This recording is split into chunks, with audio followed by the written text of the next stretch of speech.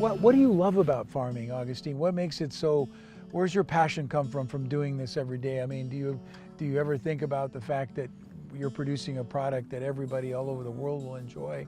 Do you think about that at all? You know, I take my boys to choir, and whenever we go to practice, I take them some fruit.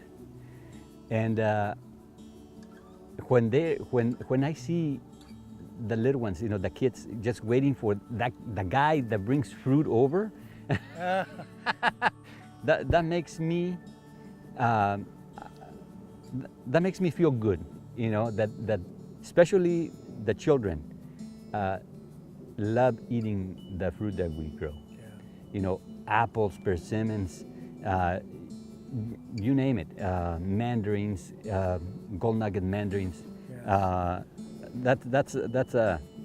I think that's what keeps us going. I will tell you that in this last year of my experience, the best piece of fruit I've ever eaten in the last year, it comes from your farm, is that golden nugget.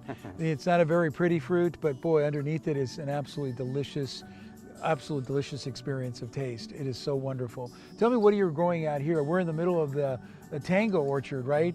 How different is a tango versus a clementine versus a golden nugget? What makes it uniquely different? Well, I guess maybe appearance, maybe that would be the biggest difference, but it has maybe a little more acid than the gold nugget.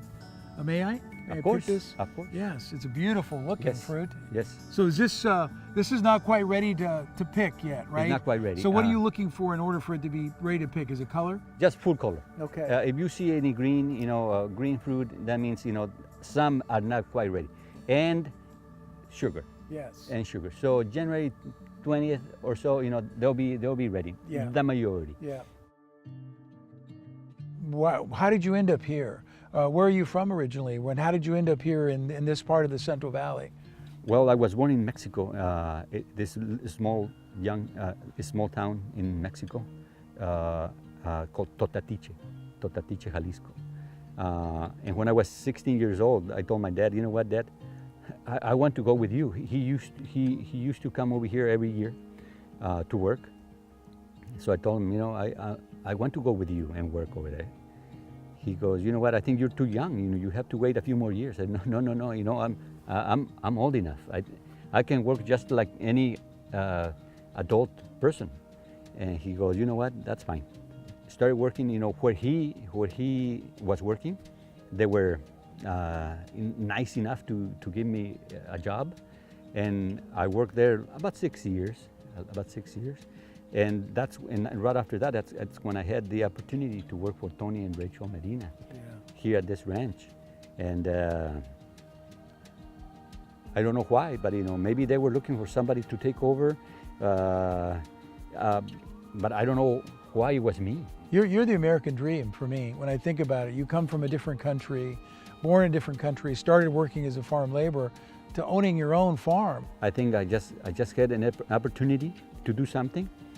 Took advantage, you know, of what presented to me, and we are where we are. But I think it doesn't do you any good if you have the opportunity, but you're not ready to take it.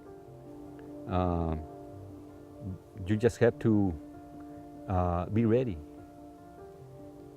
and amazing things happen. I know that as a farmer that runs a family farm, you can't do it alone. I know your family's involved too. Are your brothers and family? Tell me about how your family's involved in your operation every day. It's my dad. You know, he's here basically every day.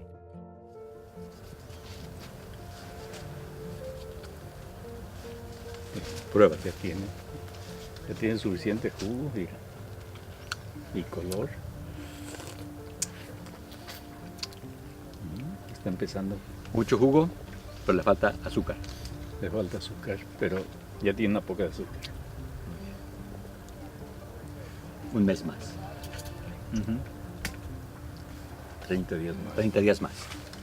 What would he say about you? Well, do you think your dad is proud of you? Do you think he's proud? I think he's very proud of me.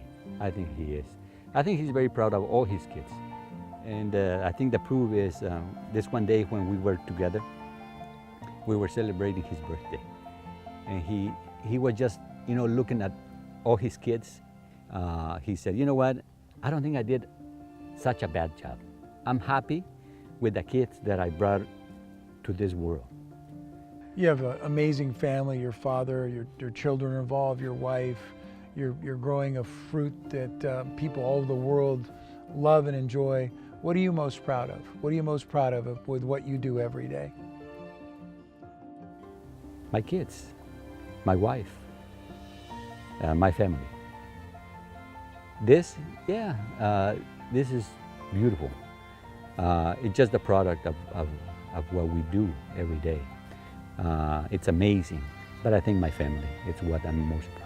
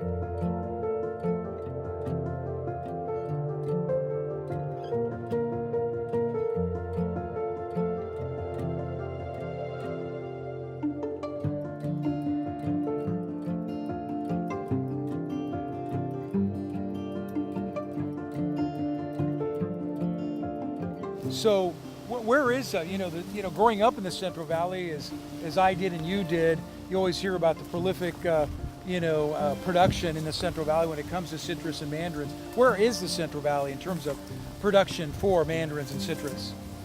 I would say they're on the global scale. They're ranked number one. We produce a large amount of the mandarins for the global marketplace and the supply out there. And there's other countries, Spain, Europe, they produce a lot. Australia is getting into the program. South Africa is also another one coming in and competing. But no, right now the U.S. is the number one supplier out there of the mandarins in the world. Yes. It's a pretty fruit. I mean, how do you know this orchard is ready to go? Is it a color issue, or where are we now in terms of harvest for this particular? Well, right now I would say, we're probably in the first quarter. If I can put it into 4 quarters of a football game, let's talk that. I'm comfortable with that. We're in the first quarter right now. We are just started picking about 3 weeks ago. You go a step back about 3 weeks ago, some of this fruit was still fairly green. You can still see some shadows of a little bit of green.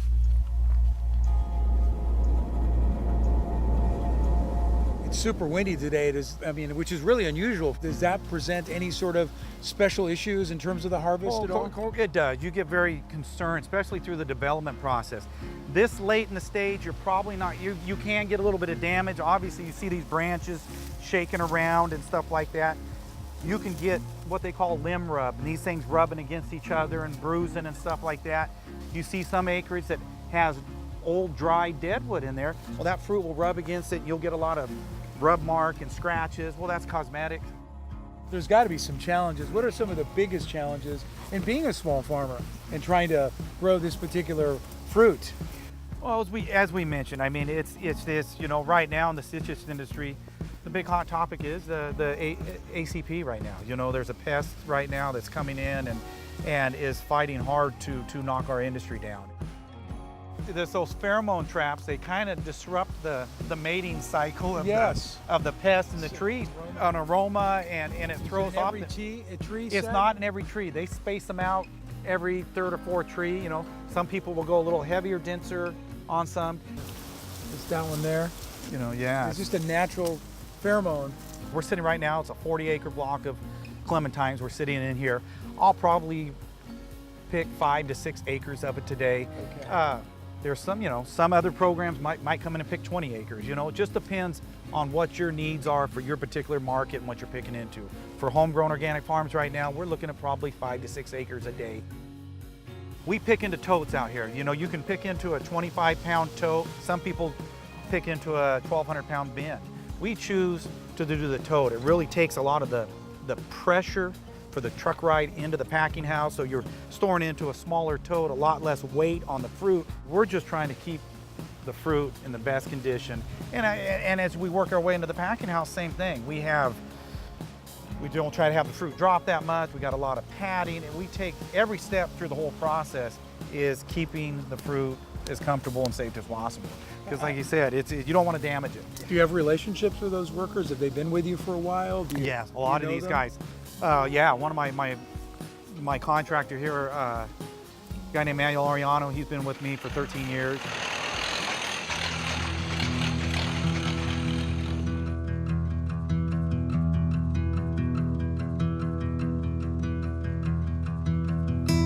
How long have you been doing this? Life. Your whole life? Yeah. When did you start? I was 11. Are you from here? No, I was born in Mexico, but I've been here 50 years, so I'm here. Yeah. But now you're the contractor. Yes. You oversee the entire crew. Yes. So how many people work for you every day? About 40. 40 people. Yeah. We came in 1971. Our parents needed help, so weekends and vacations, this was it. Yeah.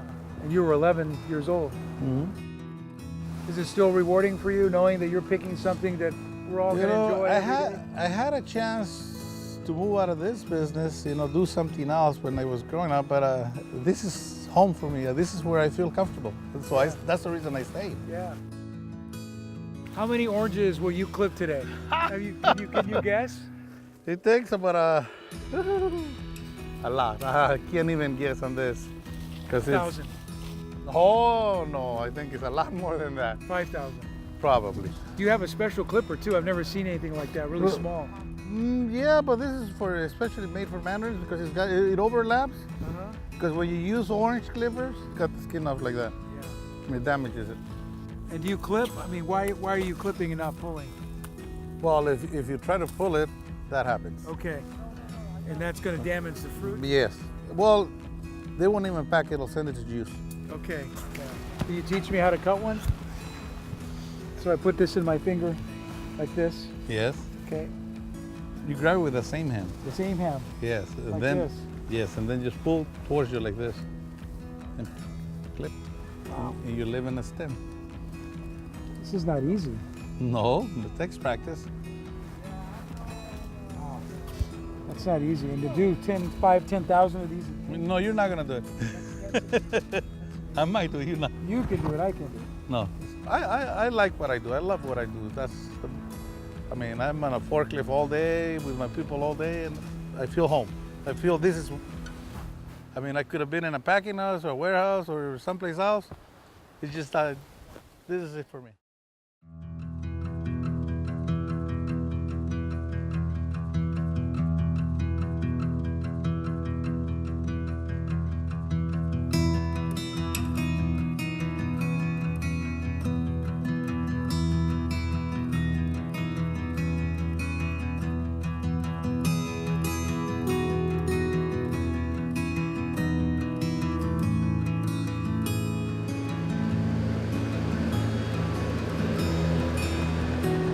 That's really critical about organics is we pick extremely close to market.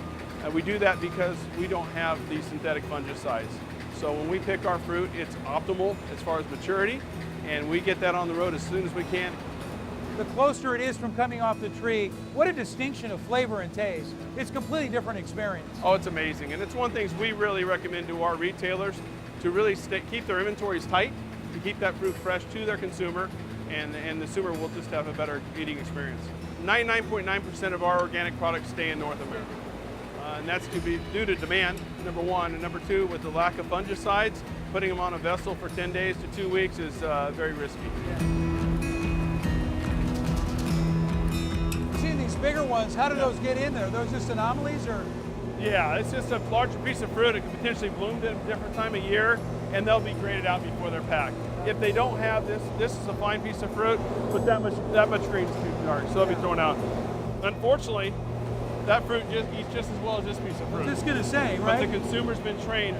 Look, and there's been a number of entities that are really going after the imperfect fruit and really telling the story that it's just as pretty on the inside, it eats just as well, and that lowers food food waste. That's kind of a mission for your company too. I mean, you really have that whole marketing objective for the imperfect fruit. You bet. And that's what we're trying. We have two things. We have the top end for our growers that returns the maximum amount of dollars, but if we can bring something from the bottom, return more dollars back to the farm, that really helps them out. So any way we can find outlets for that is helpful to the farm. Is we have growers that put their livelihoods in our hands, and that responsibility at times can be overwhelming. A lot of sleepless nights, and they're trusting us. Most of our growers consign their products to us. There's no guarantees whatsoever. And so it's our jobs to go to market and return the best dollar we can to our growers.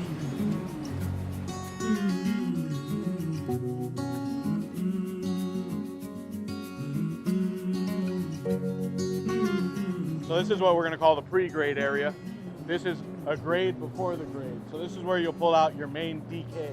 Okay. Because you want to get your decay out before it hits all your other portions of the machine and spreads those spores. One of the workers is going to be here sifting through this exactly. to make sure that she gets rid of all the You'll have anomalies. ladies standing up here, and you can grab this, stuff like this, throw it up on the belt, and it'll go out to a bin that's here, and that bin is strictly for decayed fruit. That's the washing cycle? Yeah, you have a pressure washer right here. Washes off dirt, scale, any other debris that could be in there. This is a dunk tank, sodium bicarbonate.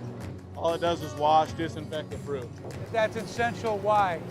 Why is that important? Because it's washing off mold spores, it's washing off anything that can affect the fruit in the long run. Then you're hitting it with another hot wash to wash that sodium bicarbonate off. What's your passion for doing this every day? Why do you like doing this? I started when I was 19. It was supposed to be a 5-year, get a job, I'm out of high school, let's make money.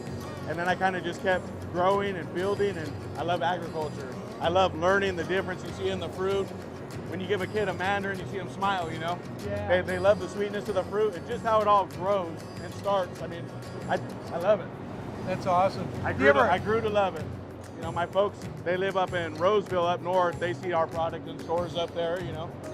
So Yeah, it's cool. It's really Say, cool. hey, that's ours. Yep. And this is the grader over here. Yes. This is separated. If you were doing stone fruit or something else, it's going to separate it by grade and size. Yeah. Right? So this is still pulling out defects for us also. How's it doing that, Josh? You have a bunch of cameras in this Awida machine.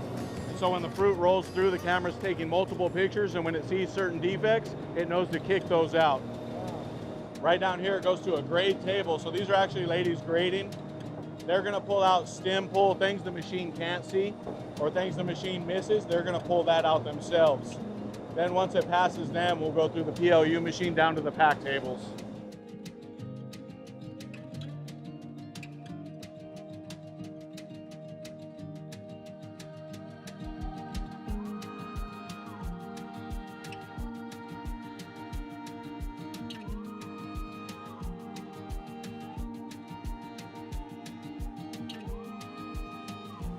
I see the workers, they've been with you for a while? Oh yeah, A lot of they've them? been here for years. Yeah. Where do they come from mostly? Just the valley and... Hanford, Tulare County, I mean, all around the valley. Yeah. All around the valley. Yeah, so not only are you packing fruit that we get to enjoy at the consumer level, but you're also a big employer. Oh yeah. It employs a lot of people and keeps the Exactly. economic engine rolling. Exactly. So here we have our Peterson QCs that actually are inspecting random boxes to make sure we're packing a proper grade to meet market. This is also where they do the reports, and we'll pull out our percentages for our pack outs to show how much of each defect was really seen. It's an important quality control element right here. Exactly. So this is the final stage, is where this is the proof in the pudding. So we'll take a look out here, and I'd love to pull a box of fruit and just see what kind of job we're doing. We'll pop the lid, and we'll put on a retailer's eyes. What are you gonna think? And we'll pop the lid and go, Wow, beautiful. Wow, Right. no complaints. So Everything size-wise looks the size same. is consistent, Color's color's beautiful. awesome, and we'll eat some here in a minute, and they're just absolutely incredible.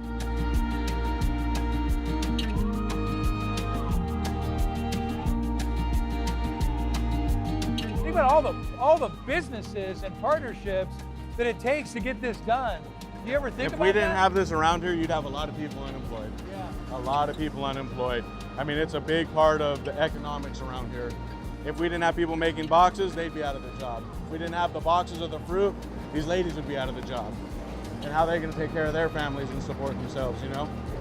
You love doing this? Oh yeah, I do. What's the best part of it? Just getting up every morning and coming to work, knowing I have a job to support my family. And then you get to see all these people. When they don't work, they're sad. When they have a lot of work, they're happy, especially right now, Christmas time. Work's picking up, they're getting a lot of hours, so, you know, makes them happier. And happy employees makes for a good workplace.